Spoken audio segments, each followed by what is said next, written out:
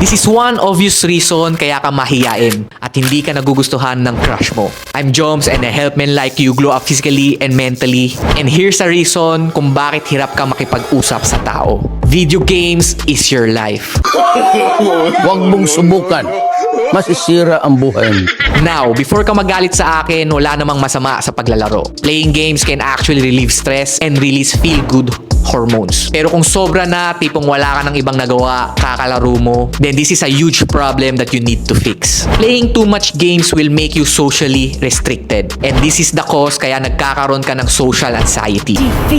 Kasi nasanay ka na yung kausap mo is nasa kabilang side ng screen. So sa totoong buhay, hirap ka makipagkaibigan and also hirap ka makipag-usap sa mga babae. Isipin mo kung gaano karaming oras yung nasayang mo kakalaro. Sayang yung mga opportunities na makamit ka ng mga bagong kaibigan. Or sana na-approach mo na yung crush mo. So what you can do